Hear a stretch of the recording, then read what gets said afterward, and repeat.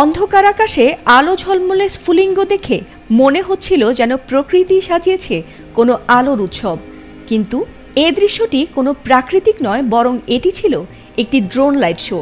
আকাশে শত শত ড্রোন মিলে গড়ে তুলেছিল এক রঙিন জগৎ, যেখানে আলো আর প্রযুক্তির মেলবন্ধনে মুগ্ধ হচ্ছিল হাজারো দর্শক।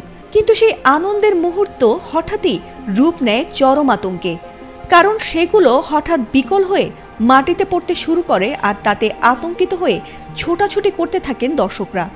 আর এই দুর্ঘটনার ভিডিও ছড়িয়ে পড়েছে সামাজিক মাধ্যমগুলোতে। দক্ষিণ চীনের হুনান প্রদেশের লিউয়াং শহরে গত 2 অক্টোবর সন্ধ্যায় এমনই এক চোখ ধাঁধানো ড্রোন লাইট শোর আয়োজন করা হয়েছিল। কিন্তু সেই আনন্দের মুহূর্ত রূপ নেয় আতঙ্কে। শো চলাকালীন সময়ে হঠাৎ একসঙ্গে বিকল হতে শুরু করে ড্রোনগুলো। মুহূর্তের মধ্যেই শত শত ড্রোন নিয়ন্ত্রণ হারিয়ে বৃষ্টির মতো ঝরে পড়তে থাকে দর্শনার্থীদের ওপর। দৃশ্যটা এতটাই বাস্তব ও অবিশ্বাস্য ছিল যে উপস্থিত দর্শকরা হতবুদ্ধি হয়ে চিৎকার করে প্রাণ বাঁচাতে ছুটে যায়।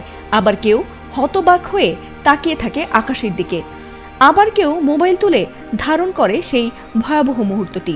আর সেই ভিডিওগুলো ছড়িয়ে পড়তেই মুহূর্তে ভাইরাল হয় সামাজিক মাধ্যমে। স্থানীয় কর্তৃপক্ষের বরাতে জানা গেছে, প্রযুক্তিগত ত্রুটির কারণেই হঠাৎ ড্রোনগুলো নিয়ন্ত্রণ হারায়। সৌভাগ্যক্রমে এই ঘটনায় কোনো হতাহতের খবর পাওয়া যায়নি।